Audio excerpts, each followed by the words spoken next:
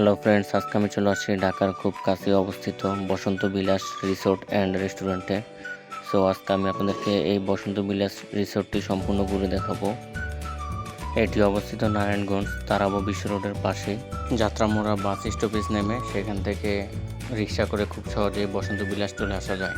এই বসন্ত বিলাসে প্রবেশ করতে হলে আপনাদেরকে টিকিট ক্রয় করতে হবে। টিকিটের মূল্য জনপ্রতি 200 টাকা করে। টিকিট ক্রয় করে আপনারা এই বসন্ত বিলাসটি সম্পূর্ণ ঘুরে দেখতে পারবেন এবং এই 200 টাকার মধ্যে আপনারা চাইলে খাবার খেতে পারবেন।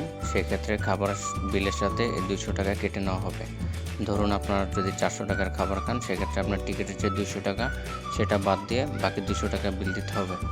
সো এভাবে 200 টাকা তখন কেটে নেওয়া হয়, মানে তখন আপনাদের টিকিটটি বিনামূল্যে হয়ে যায়।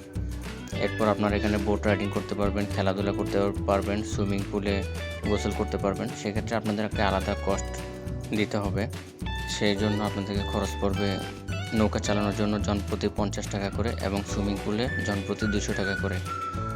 এরপর আপনারা এখানে নৌকা চালাতে পারবেন, সুইমিং পুলে গোসলও করতে পারবেন এবং খেলাধুলা করতে পারবেন। এখানে ফুটবলের মাঠ রয়েছে, টেবিল টেনিসও খেলা যায় এবং এখানে রয়েছে কফি শপ এবং জায়গাটিও মোটামুটি অনেক বড়। তো আমরা এখানে ঢোকার পর নৌকা রাইড করেছিলাম, এরপরে আমরা সুইমিং পুলে গোসল করেছিলাম। এরপর আমরা খাবার খেয়ে তারপর সেখান থেকে আমরা চলে আসি। দিন শেষে এটা বলা যায়, বসন্ত বিলাসে আসলে আপনারা ফ্যামিলি নিয়ে আসতে পারবেন খুব সহজে। এখানে সমস্ত কিছু ঘুরে দেখতে পারবেন। এখানে বাচ্চাদেরও বিভিন্ন রাইড রয়েছে, এগুলো আবার ফ্রিতে উপভোগ করা যায়। রয়েছে দোলনা, রয়েছে বাচ্চাদের কিছু রাইড, এগুলো খুব সহজে আপনারা এনজয় করতে পারবেন। এবং উপরে রয়েছে ভালো মানের একটি রেস্টুরেন্ট, যেখানে আপনারা বিভিন্ন খাবার অর্ডার করে খেতে পারবেন এই রেস্টুরেন্টটিতে। সো এই বসন্ত বিলাসে আপনারা যারা ঢাকা থেকে আসবেন তাদের জন্য আপনারা খুব সহজে ড্যামরা স্টাফ কোয়ার্টার নেমে সেখান থেকে অটো করে এই বসন্ত বিলাস চলে আসতে পারবেন।